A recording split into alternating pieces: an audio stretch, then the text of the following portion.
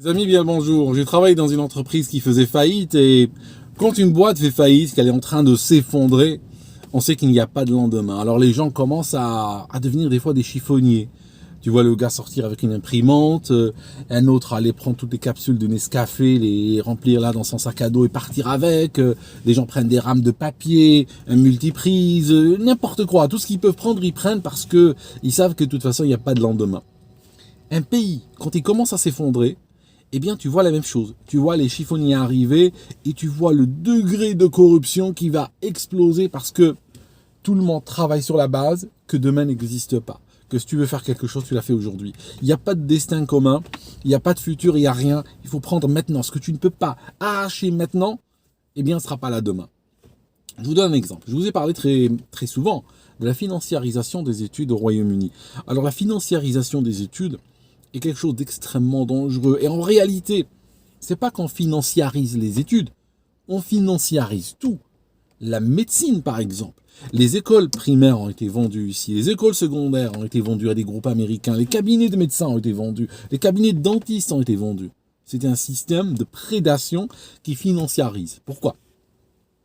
Tant que quelque chose est géré par l'État ou des institutions étatiques, ça ne peut pas, c'est quelque part un rôle régalien, ça devient comme ça, c'est géré par l'État.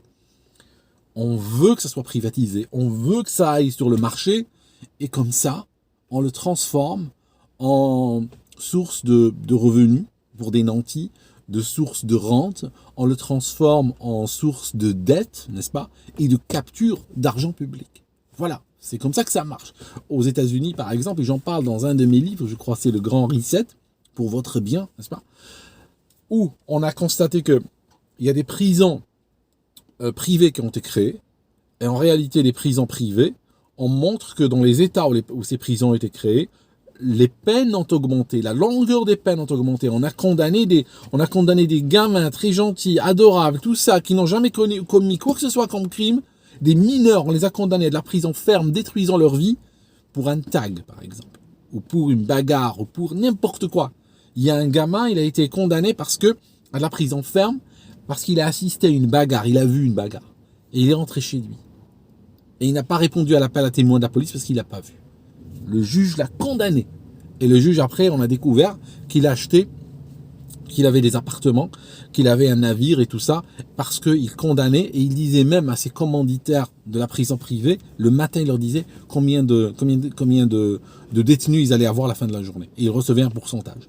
C'est ça la financiarisation, à tous les niveaux. Alors je vous parle aujourd'hui d'un cas au Royaume-Uni. Pourquoi je vous avertis contre ça? Parce que ça vient partout. C'est une des marques du mondialisme, et c'est une des marques, on va dire, du système de reset qui veut financiariser littéralement tout. Au Royaume-Uni, un scandale aujourd'hui. On découvre que des milliers d'étudiants qui n'ont pas le bac, qui sont illettrés, sont acceptés dans les universités britanniques. Et comment? Par quel système? Par quel miracle? Je vous raconte. On a, en apparence, des familles entières, des fratries, des familles de Roumains, où tu as un couple, leurs enfants, les frères, les cousins, les parents, même les grands-parents, viennent à l'université s'inscrire. Mais tu dis, mais c'est quoi cette histoire? Des vieux viennent à l'université s'inscrire. Des fois même des gens qui n'habitent même pas au Royaume-Uni. Des fois ils s'inscrivent, ils viennent, s'inscrivent et ils partent. Pourquoi? Alors, premièrement, ils s'inscrivent pour toucher des bourses. Ils s'inscrivent pour toucher des bourses. Alors ils viennent et ils disent, certains même, et ils disent, oui, je suis en train de construire en Roumanie, et là, ça m'intéresse de toucher la bourse pour que je puisse la prendre et aller en Roumanie. Donc, ils viennent s'inscrire, ils ramènent toute la fratrie, ils ramènent tout le monde. Hein. Même certains, il y a des employés, ils ont dit, on leur donne des mots de passe, pour accéder au portail où il y a les documents d'études et tout, comme si ça les intéressait. Et puis, le mot de passe qu'on leur donne au départ, c'est juste un nom quelconque, hein, un substantif quelconque. Ils sont incapables de l'écrire. Ils sont illettrés, techniquement. Mais, on les inscrit en masse dans les universités britanniques, on leur donne des bourses qu'ils prennent immédiatement et qu'ils vont aller les dépenser. Alors les jeunes, ils vont dépenser les bourses en vacances et tout ça, hein, donc ils vont s'inscrire, ils obtiennent l'argent et ils partent. Et puis, la filière roumaine, eux, c'est plutôt pour construire de l'immobilier, et on ramène tout le monde, hein, on ramène la famille. Alors ça marche comment? aujourd'hui, au Royaume-Uni, tu ne peux pas juste créer une université. Parce que le mot université est un mot contrôlé.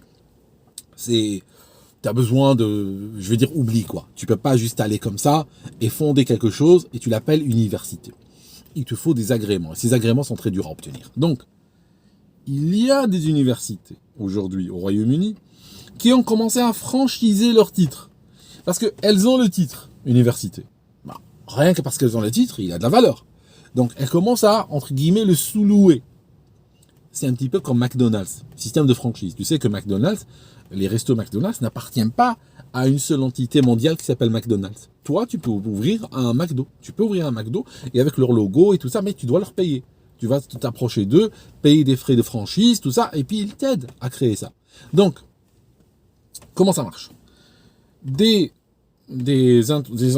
écoles ou des personnages douteux ou véreux font quoi?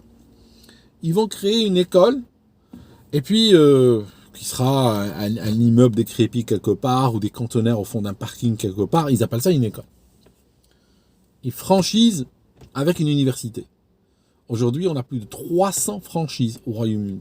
Donc, ils franchisent avec une université pour qu'ils puissent, en fait, sortir des diplômes qui seront signés et garantis et tamponnés par l'université. Ok? Parce que autrement, s'ils travaillent tout seuls, le diplôme qu'ils donnent ne vaut pas plus que le papier sur lequel il est imprimé. Mais non. Là, je te parle de ces boîtes qui arrivent en payant par diplôme. Donc, l'université dit, vous me donnez tant par diplôme, on signe. Donc, genre, tu me donnes, je sais pas moi, 1000 euros, 800 euros par diplôme, et puis on te les sort à la rotative. Voilà, donc c'est pour l'université une manière d'imprimer de l'argent, juste avec leur titre. Hein, stamp papier et de l'argent. Ok. Ces entreprises qui font cela, hein, ces franchisés qui sont en train de sortir maintenant par centaines, qu'est-ce qu'ils font? Eux, ils obtiennent de l'argent de la part de l'État pour chaque étudiant. Et d'ailleurs l'université également.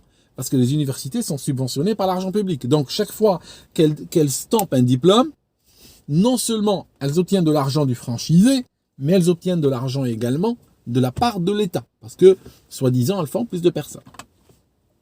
Les entreprises franchisées, elles, qu'est-ce qu'elles font?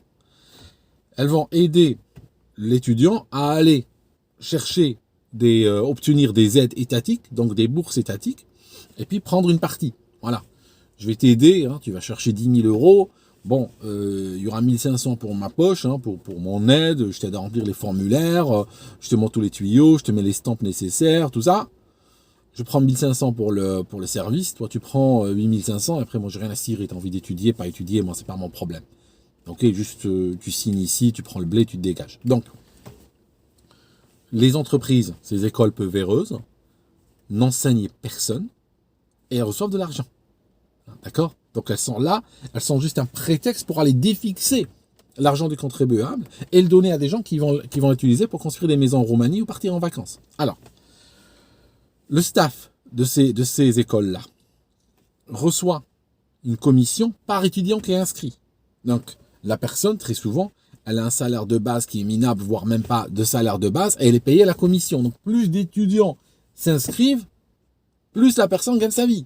On est en période de crise, hein, il faut comprendre, les gens, ils travaillent pour leur intérêt. Hein, je n'arrête pas de vous le dire, les gens travaillent pour leur intérêt personnel, pas pour l'intérêt d'une entreprise ou d'une université ou d'un État. Chacun aujourd'hui est pour soi. Donc, la personne, la secrétaire ou le secrétaire universitaire, entre guillemets, reçoit deux personnes qui ramènent leurs grands-parents et tout ça. Elle veut inscrire tout le monde. Parce que pour chaque inscription, elle touche une commission. Donc elle va s'arranger, peu importe, même si le grand-père est illettré ou autre, c'est pas grave, elle remplira les formulaires à sa place, elle signera à sa place, tout ça, et puis voilà. Et il obtiendra l'argent. Pire encore, certains de ces franchisés, quand un étudiant vient s'inscrire, ils lui disent, écoute, super, on t'inscrit, on t'aide, on va te défixer la bourse pour toi et tout ça, tu pourras aller la claquer. Mais tu sais que nous avons un programme où pour chaque personne que tu nous ramènes, tu touches 500 euros. Et on a donc plein de gens sur les médias sociaux, sur TikTok, tout ça, qui vont faire les rabatteurs. Parce qu'ils ramènent des personnes pour 500 euros. Donc, la personne est ramenée par l'apporteur d'affaires. Voilà, il ramène un cousin ou il ramène un follower ou peu importe. Il touche 500 euros par personne qu'il ramène. Le gars qui remplit les documents et tout, le secrétaire, lui, touche de l'argent. L'école touche de l'argent. L'université touche de l'argent. Et le contribuable est en train de raquer à tous les niveaux. Tu vois ce que je veux dire? Il y a même des gens. Ils font quoi? Ils s'inscrivent. Prennent l'argent. Parce que des fois, on leur donne même un ordinateur gratuit et tout. Gratuit, payé par l'État. Ils prennent l'ordinateur et tout ça. Ils le revendent et tout. Se désinscrivent au bout de quelques semaines et se réinscrivent l'année prochaine. Parce qu'ils peuvent revenir encore. Et puis, ils refont ce schéma-là. Donc, en fait, je me demande s'il ne faut pas une constitution avec une interdiction absolue à l'État d'aller dilapider ou d'aller donner ou distribuer l'argent des contribuables. Parce qu'en réalité, l'État est une grosse machine. Tu peux l'avoir comme une grosse machine bête, stupide, lente, n'est-ce pas? Et chaque fois qu'elle crée un système qui permet d'obtenir de l'argent, eh bien, il y a des gens qui vont le défixer. Aussi simple que ça, tu peux les voir comme des chasseurs de primes. Des chasseurs de primes, des chasseurs de subventions. Et ça existe en France aussi. Du moment que l'État, n'importe quel ministère étatique, qu'il soit le ministère de l'Environnement, ou le ministère de l'Économie, ou de l'Éducation, peu importe quel ministère, peu importe quelle administration, crée un système en disant, à telle et telle condition, je vous donne de l'argent, je te garantis que les chasseurs de primes vont arriver tout de suite. Et ils vont créer un système industriel, pomper ces budgets étatiques et les distribuer et s'enrichir avec. Aussi simple que cela. C'est aujourd'hui même, dans des États qui sont en train de s'effondrer sous le poids de leur corruption, c'est aujourd'hui devenu la manière la plus rapide de s'enrichir, pour beaucoup. Des gens peu scrupuleux, aujourd'hui, sont en train d'arracher des budgets environnementaux. Demain, ils sont en train d'arracher un budget pour le climat. Le lendemain, en train d'arracher un budget pour l'éducation. Le lendemain, pour les personnes du troisième âge. Peu importe. Du moment que l'État dit, donnez-moi tel formulaire avec telle et telle case remplie, moi je vous donne de l'argent, il y a des gens qui arriveront, sans souci. Voilà. Je veux juste vous dire où on en est aujourd'hui. Alors que des fois, des gens brillants, tout ça, des jeunes qui ont de vrais projets et tout, ils trouvent aucune aide et puis ils finissent à travailler dans la caisse de supermarché parce que personne ne les aide pour faire leurs études. Voilà.